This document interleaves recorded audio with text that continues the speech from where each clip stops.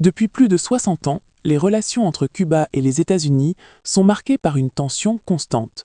Ce n'est pas une guerre classique avec des soldats sur le terrain, mais une confrontation politique, économique et stratégique qui dure depuis plusieurs générations.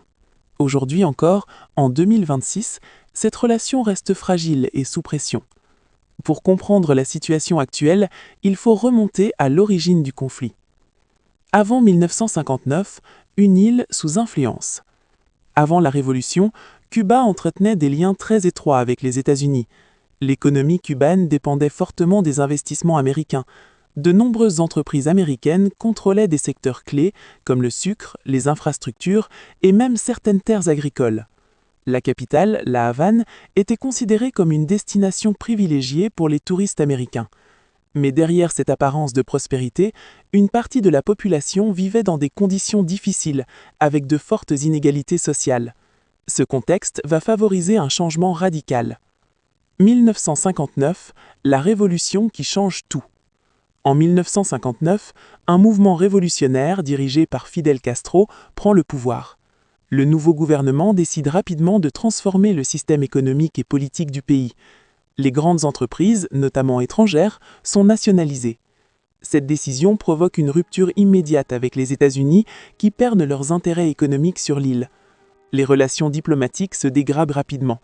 Les tensions montent et les deux pays entrent dans une phase de confrontation. 1962, l'embargo et la crise mondiale. En 1962, les États-Unis imposent un embargo économique strict contre Cuba. Cet embargo limite fortement les échanges commerciaux et financiers avec l'île. La même année, une crise majeure éclate, la crise des missiles de Cuba. Des missiles soviétiques sont installés sur le territoire cubain, ce qui provoque une réaction immédiate des États-Unis. Pendant plusieurs jours, le monde se retrouve au bord d'un conflit majeur. Finalement, une solution diplomatique est trouvée, mais cet épisode marque profondément les relations internationales. Cuba devient alors un symbole des tensions de la guerre froide. Des décennies de méfiance. Après cette crise, les tensions ne disparaissent pas. Pendant des décennies, Cuba reste sous embargo et subit un isolement important sur la scène internationale. Les États-Unis maintiennent leur position et continuent d'exercer une pression économique et politique. De son côté, Cuba développe un modèle différent, avec un système centré sur l'État. Malgré les difficultés économiques, le pays parvient à maintenir certaines structures, notamment dans l'éducation et la santé. Mais les défis restent nombreux, surtout après la disparition de l'Union soviétique qui était un partenaire clé pour Cuba. Cette période marque une aggravation des difficultés économiques pour l'île. Une tentative d'ouverture.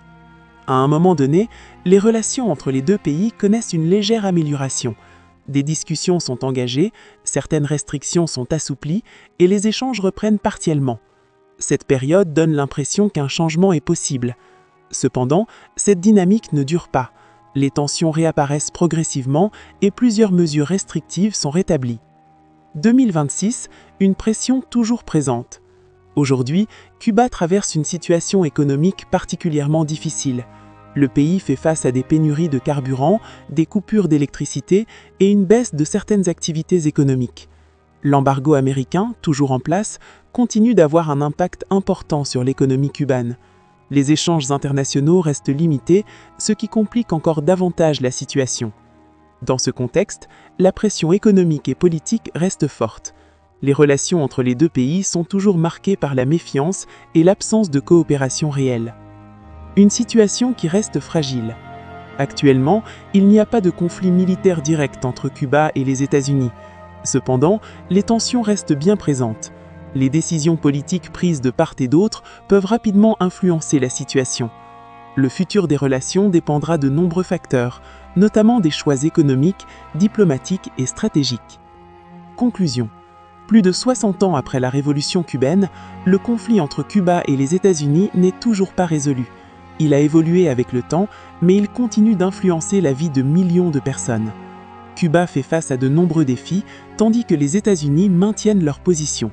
Une chose est certaine, l'histoire entre ces deux pays est loin d'être terminée. Et ce qui se passe aujourd'hui pourrait encore changer l'avenir.